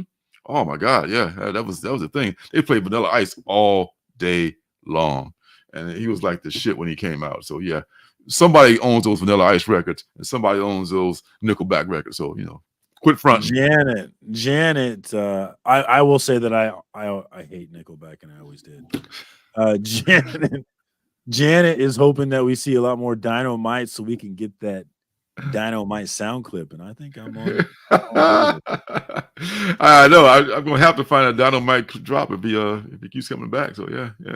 and yes, 80s guy Jim Carrey as Vanilla. Oh, it's funny to think how Jim Carrey is this huge star that everyone knows who he is, but I first met him on In Living Color, and he was electric. You know, he was just the really funny white guy on that show, and it's just amazing. Hilarious. Oh my God. He became the #1 star on that show. Oh, he did. Really was. And to his credit, he stuck around till it was over. I mean, he could have easily left. He was making movies already. He could have I'm out of here. That was and that's something that I don't know if we'll ever get back, that sort of that national experience of a show like that. Like, we would all watch that on whatever I think it was Thursday nights, and then everybody the next morning, everybody was talking about that show at school the next day. You know, I don't know if there's anything where we have that experience anymore outside of sports, right? There's nothing else that gives us that common experience. Yeah, I mean that was something. Go Ninja, go. Oh my God, the ninja rap. Oh my God, I forgot about it. Rap. Ninja. Oh, man. That's your follow-up to your follow-up record. Nice. Well, I'm not gonna lie, that was lit, dude. That was lit. He took that Ninja Turtle money though, man. Like, what? How much you doing this song? People will say he sold out, but Kid Marcus thought that was the coolest. Man. Hell yeah. He got paid in full for that shit. That's probably how he was able to buy the rights to Ice Ice Baby and Under Pressure. Now he's a very rich man. Yeah, Night Tracks too, man. Was that with the Donnie? What's his name on BET or Donnie Simpson? Donnie Simpson, heck yeah. What was the lady that was co-host with him all the time? I can't think of her name. Oh, I can't remember her either, man. But yeah. That's awesome. That's a time warp right there. That'll take me right back to my childhood. BET back in the day. Oh, doing the time warp. All right, Video Soul. Video Soul, man. The Quiet Storm and all that stuff. Oh, the Quiet Storm. I need Quiet Storm back in my. Just last thing about it is like I want to bring back it being okay for 4 dudes to ride in a long car trip and just listen to slow music the whole time. Bring it back. You know, back in the day, that was okay, but now you do that, you're gay. But I want to go on a road trip and let's just listen to New Edition the whole way. Let's go. All this false bravado. Got the slow jams, baby. Bring back R&B love music. Bring it back. Amen. And bring back the Red Hood. Apparently, as this whole Red Hood thing is going on. They're gonna like collect the Red Hood's tales from Outlaw number 51 and 52, looks like. And I think it's going to throw in another new story from the Red Hood. Maybe it's got to be something new in here too. But it's like only one cover. But if you want to know more about the Red, I guess this is a prequel. Actually, not a prequel, but it's like I guess it's like the Trinity book from last week, preparing you for that series. This is preparing you for the Red Hood miniseries that's upcoming. So if you're into that, you might want to check this out. But if you're not, then the hell with it. So there you go. Now here's my jam right here. Beneath the trees, but don't nobody sees. Oh my God. Everybody's excited about this one. I'm gonna have to read the trade or something. Oh my God. Real. The hype is real and this story is dope, man. I'm definitely not chasing the books. I'm gonna pass on that. Yeah. So here we go with back to Beneath the Trees. Yeah, you don't need to buy the don't chase that $50 book, whatever it is now. There's a second printing coming out. Even the first printing now is about $20, I think. You can get $20. Give it 6 months to a year, that book will come down. Look at the 8 Billion Genies book, right? What's that number 1 down to? It's probably $20 or something. It's probably less than that. Just wait, guys. Always wait. Yeah. But if you got it and especially you got extra copies, you might want to. Unless you got the money, then just drop a couple of those. Yeah, but this story about the anamorphic animals and the serial killer loose in their community, with so many undertones and so many messages, both obvious and just inferred. This is a great series here. I think just for the read. If you don't want to chase the floppies, wait for the trade. I'm sure IDW will do one. It'll be worth it. It'll be absolutely worth it. I'll tell you, I've been reading a lot of more digital comics. Like I've been doing a lot of. I own the physical comic, but I actually just read digitally, and I'm starting to like it. Actually, digital comics. I gotta still have the physical comics. It's part of my collecting tick. I still need to do the physical copies, but I'm finding myself more and more reading digitally. Yeah. I mean, it's easy. It's especially if you have like an iPad or something. That's the thing is like the whole process of pulling it out of the bag, putting it back in, just all that stuff that goes with it. It's just easier to click a button and then read the next one. Yeah. I'm starting to fall for the convenience of it. It is very convenient. It is 80s R&B, 70s R&B, all. I mean, it's all good. 70s, 80s, and 90s are all my business, man. Gap Band, I love the Gap Band. Bizand. Oh my God, I forgot that was his real name. Robbie Van Winkle is Vanilla Ice's real name. That's awesome. That was a huge secret back in the day. You couldn't be. Oh yeah. I think who was it? Hammer busted him out. They had like some kind of a fake feud going on back in the day. Yeah. Remember Hammer had a fake feud with Michael Jackson too. Remember that? Oh my God. Like, who was the best dancer? Like at the end of Too Legit to Quit, it's got a fake Michael Jackson doing the Too Legit to Quit sign. And that was part of their little dancing feud that they had. We never saw the dance off that we wanted to see, but that was fun, man. That was a good time. Yeah. Oh, good natured fun.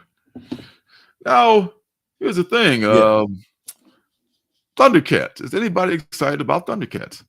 Lots of people appear to be. I am going to pass on it. I don't really get Dynamite books, but a lot of folks are hyped for this one. I probably am not going to read the series, but I may have pre-ordered this cover just because it's a DNA. I'm a David Nakayama fan, and I have to don't have to. And him, yeah, that guy, David Nakayama. I'm a David Nakayama fan, and almost all of his covers I have to pull because most of them are just very awesome. But I'm not really a child of the Thundercats, excuse me. So I missed that whole thing. So I don't have the nostalgia of the folks who did experience that era. It is sold out right. on T-Fall. Yeah, it's gone. There's not a single right. variant. That's right. That's right, Dynamite. That Thundercats, man. They're really good at grabbing those IPs because that's what it's all about. Is stuff. Bring back stuff from our childhood, and you can sell it to us pretty easily. Okay. Yeah, year one retail. Okay, maybe the same way they're doing the Transformers and G.I. Joe and all that stuff. If that's the case, maybe I will read that number one. I'll just read it and see if I like it. Yeah. Okay. Yeah, could it be my first Dynamite? Maybe. Couldn't hurt. Maybe. Yeah, I mean, I bought Dynamite books before, but I never bought Dynamite. Never. See, yeah, they've had some. Yeah, well, I don't want to just pigeonhole them as all being TNA. They're heavily TNA, true enough. But they also have 80s, 90s nostalgia. They're really heavy at that too. Yeah, that's true. That's true. Lucio Perillo foil cover here. Imagine this one with a shiny cover. This is darker than your average Thunderbirds. Damn, I would have called them Thunderbirds so badly. Thundercats. Thundercats. Hey ho! Yeah. So yeah. So I don't know. I'll definitely pick up that number one with the DNA cover, but we'll see about anything else. That David Nakanaga. Yes, I'm glad you said it. I don't have to. All right. So now we move on to something that's very close to my heart. I know all of you know this because this is one of the books that I always. Yeah. Say it right. Like sand through the hourglass, it is time for love everlasting. I want this book to never end. I want Love Everlasting number 268. This is such an awesome book, and I'm seeing people there. Like we got a small, John Stout. I know is one of the fanboys of this book. There's a couple other people on here. Fatty Boom Batty. Yeah, Fatty Boom Batty is a fan of this book, and this guy says it's wild to me that this series has as many pulls as the new Captain Marvel series. Probably because it's better. But yeah, this, oh my God. Love Everlasting. This could be the one that put me over the top for Tom King, I think. I'm going to read this. And people say that after they pick up the trades, they say, oh, I got to get the next trade, because it's ongoing. And it's like, what the hell is this? And, it just takes you on such a ride. Yeah. So I got him. I got another convert. Let's see what the hype is about. That is awesome. All right. So next we got Mace Windu. And I tell you, the reason I'm talking about Mace Windu is because it's just, looking out for a brother. Mace gets his own series. I think he may have had one before. But this particular series by Mace Windu is written by one of our favorites, at least one of my favorites, Mark Bernardin. If you listen to Fat Man Beyond with Kevin Smith, which I do from time to time, the podcast, Mark Bernardin is his co-host. And he is a writer in the industry. He's a writer for comics. He writes television. He's written a lot of stuff for TV that you may or may not know about. So, he's kind of, I would say, the man is good. I mean, in the Rodney Barnes kind of a thing, stuff not focused on the horror so much all the time, but I want to see what Mark came up with this story. Are you a fan of that podcast at all, or do you have you ever heard of him? I've heard of him. No, I haven't. Okay. The podcast though. Yeah, I mean, you should. I mean, only thing about it though, Kevin Smith is a very long-winded fella, and he can Talk about me being long-winded. His podcast can go like 3 hours sometimes. He did. I'll tell you. He did an evening with Kevin Smith. It was years and years and years ago, but an evening with Kevin Smith. He talks about a bunch of things. He talks about his experience with Prince. And at the end of that show, I was like, I do not. This thing has been like 3 hours, and I am not ready for it to end. So, him being long-winded isn't necessarily a bad thing. He had some super interesting stories to tell. Yeah. That's what draws you in, and both him. I mean, him and Mark are very different people. Kevin's kind of like me. He loves everything. That's why I take his philosophy of, and yours too, of only reviewing and talking about stuff that I like or love. He doesn't talk about. If he doesn't talk about it, it means he didn't like it or he wasn't, that crazy about it. So, and Mark is just like this guy. Because he's in the industry writing. Kevin writes too, but he's more of a director. He's very critical about stuff, and it's really, for him to say he likes a book takes a lot. So I love to see what he comes up with on in his thing here. So did we take a look at that closer? I don't know if we did or not. Oh yeah, doesn't have that many covers, but this is the A cover, which is all you need. And there's the smiling face of Mark Bernardin over there on the far left, the creator of this comic book. So check it out and look out for a brother. So. Yeah, I don't really buy Star Wars books. Oh, come on, man! You make an exception. Will is going to be buying Love Everlasting, so hey, come on. Hey, Terry Floyd. Hey, how you doing? Hey, what up, Terry? Thanks for joining us. Oh, you're doing some stacking too, Phil. Yeah, I thought I was the only one that's doing stacking. Well, obviously I'm not the only one. My comic son is also doing this. So yeah, sometimes you have to stack until you can get to it. All right. Next one I want to look at is what else we got here? Gone, obviously. Gone. I don't know if did you read number 1 of that? That was also in the distillery. I bought it. I have not read it though. I should go read that thing and decide if I want to get this one. Okay. I'm going to be skipping around a little bit here. So the next one I want to talk about is Pine and Merrimack number 2, which was a penultimate book a couple of weeks ago. The way it ended, I really want to take a look at what their premise is going to be, because she's this detective, now a private detective, formerly a police officer who just could not deal with murder. So she just takes cases of infidelity and things like that. And they decided to take a missing persons case, which could turn dark. And this is by Kyle Starks. And the art by Fran Galan is very good too. If you know Kyle Starks' work, he's made some really good stuff. Creep Show and I Hate This Place, just like some of his things he's done. But Six Sidekicks of Trigger Keaton, exactly. That's one that I know a lot of people love that. So issue 2 is coming out. Isn't he Where the Monsters Lie too? That's him. Yes, that's right. It was on my list for last year's comics. So Kyle Starks is worth one of those. He's one of those writers I would definitely take a look at.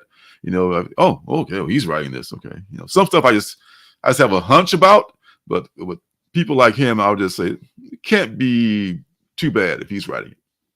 So yeah, I don't think it can go wrong. Okay, moving right along. What's the next, folks? Oh, I tell you, we've done Mace Windu, we've done Thundercats. So I guess now all we got to do is get down to our penultimate book, and we're almost ready for that sucker. I'm ready if you're ready. I stay ready, so I ain't got. That's what Vanilla should have said. I stay ready, so I ain't got to get ready. That's awesome. All right.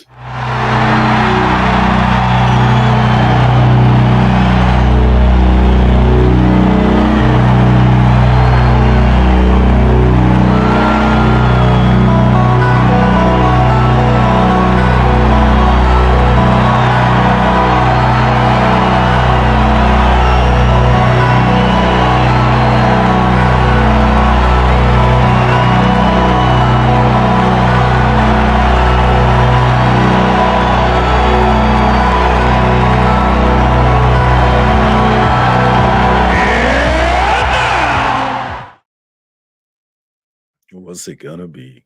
What's it gonna be indeed?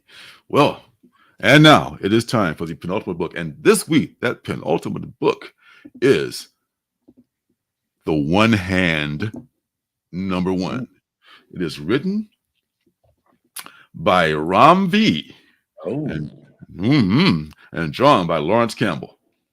And I was able to get from Image's YouTube page, thank you very much, Image, this little trailer right here, which talks about it.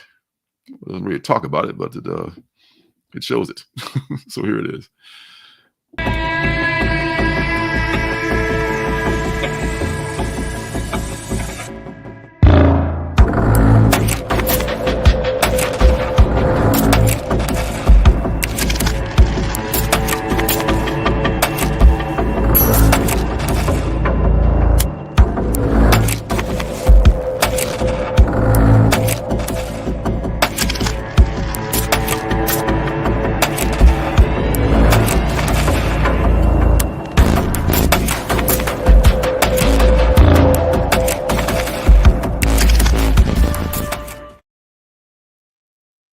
Yo. Some people were talking shit about this being, another murder mystery eye roll. Like, yeah, you know what? A great number of your stories, your great stories are based on. Yeah. I mean, it has to be great being the key, When will the murder mystery go out of style? Never. What are we gonna have on TV? What will we have on television other than comedy and reality shows that went out of style, man? That's one of those things that never goes out of style because it's just awesome.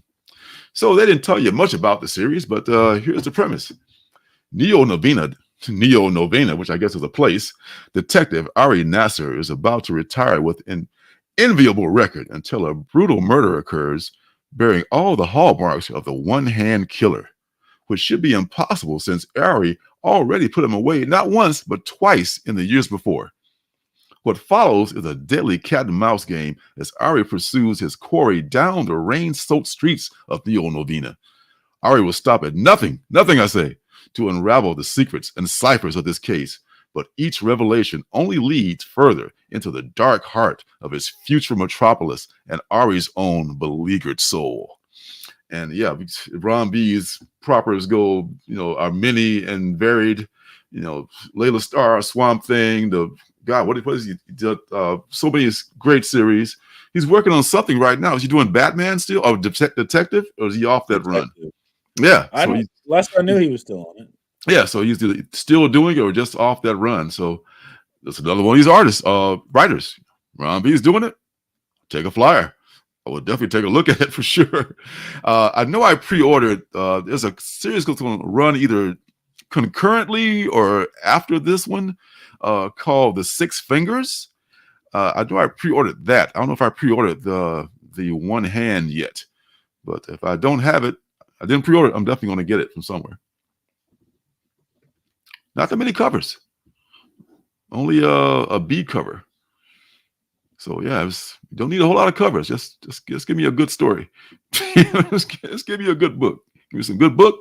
Give me some good story, some good art, and we can go from there. Bloodborne. Yeah, Bloodborne. I think I never read. I have not read that yet. I must read it. I must. Yeah, from the point of view of the killer. Okay. Be in the chat here. I'm sorry. Is there something going on here? Is there a show going on? I'm just lost in the chat. No, that's all part of the show. Yeah, the chat is the show. Yeah, man, it's the backbone of the show. So yeah, that's something that I think y'all should be looking for. And Kaya is an ongoing series I'm not reading. I've read the first couple issues. I loved it, but I just didn't have room in my pull list for it. Ghost Lore, I hear, is great. Read the first couple of those too. It was good. What else we got? The Return, Mighty Morphin Power Rangers. Bloodrick, #3. That went to a second printing. I don't know if that is any good or not, but a lot of people think that that's a good thing. Oh, Let It Gasoline. God bless. Guama, Guma. Sorry, the beginning of her. I finally Guma. Guma. I finally found a copy on my comic shop, so I got number 1 coming my way. I want to read that and see what that's about because I've heard good things about that. And what's the last one I want to take a look at here? Count Crowley was good. I don't know anything else about these other couple of Basic Instinct. I was kind of on the fence about that. It didn't really move me.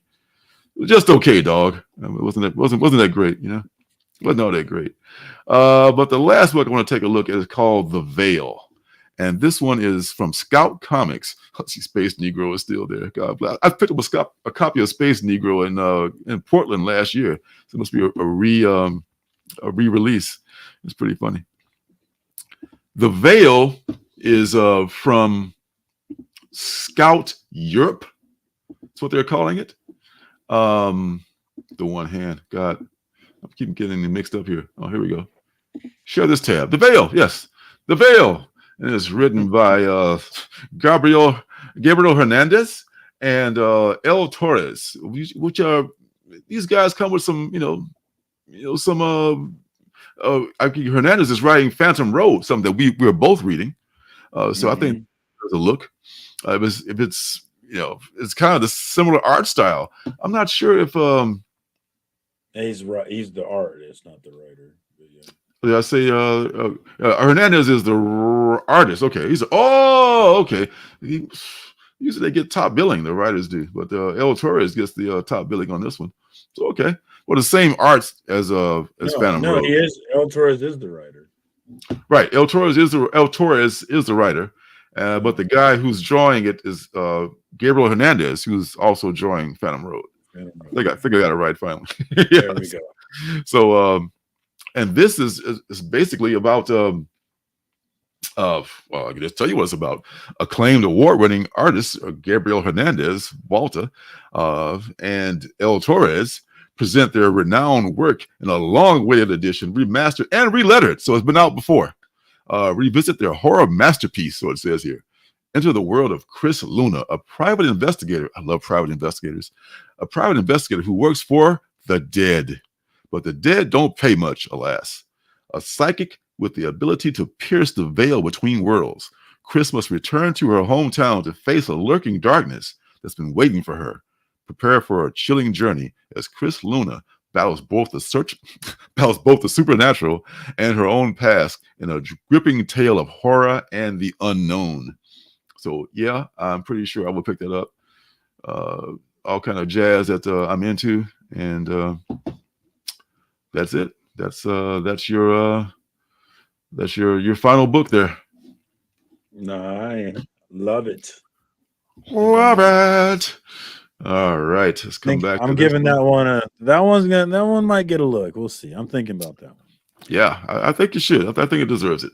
I think it deserves it. I mean, this whole Scout Europe thing is, I think, Scout expanding, bringing in European writers, because I love Scout. They're still visionary, I mean, they kind of get short shrift because of I guess being Scout, whatever. But they put out some good content.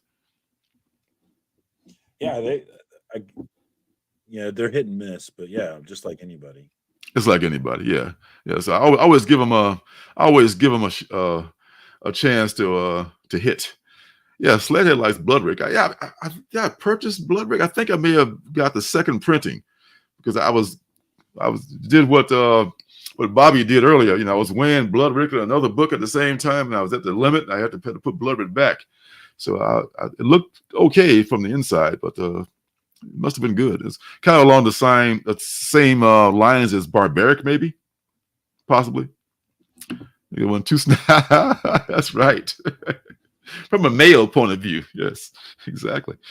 Oh, so hey, good news, guys! Something is Killing the Children. Number 36 is available for pre-order, coming out April 24th. Let's go! Only 3 months to go. Last week I picked up that SIKTC. If you saw my unboxing, I got that from my comic shop, and this week I was able to pick up something else from eBay. I think I talked about it. I pay a little bit too much for it. Uh-huh. But damn. Got you a slab, You know, was it? Yeah. oh, you slab haters, man. This is the 9/8 of the Spider-Boy first appearance on the cover by Ramos. And look at, I can't get that signature.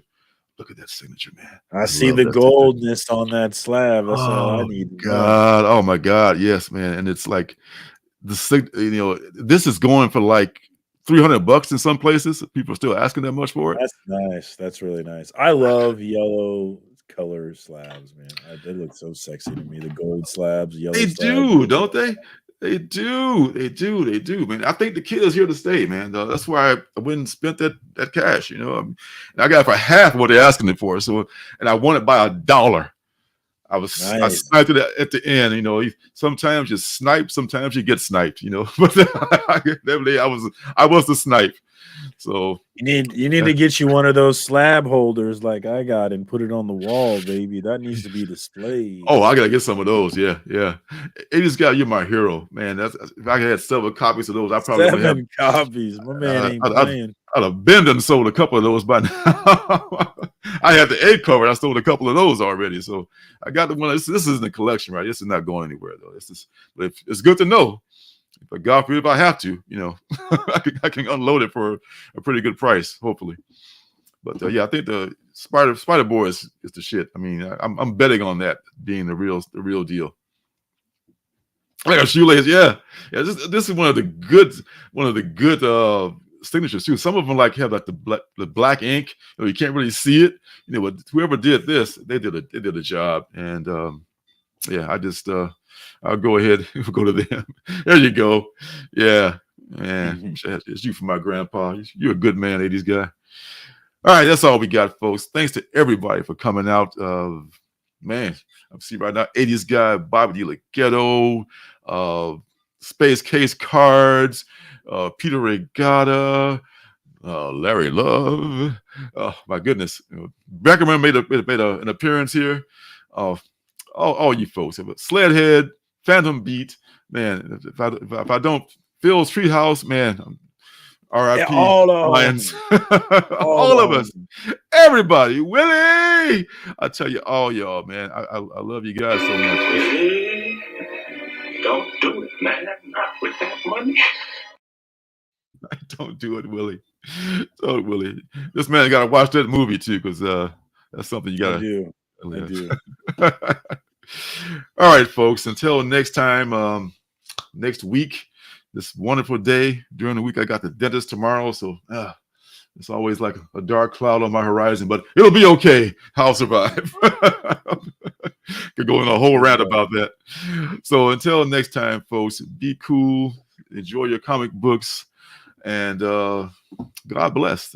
Peace and love. Peace and love. Love all you guys. Take care.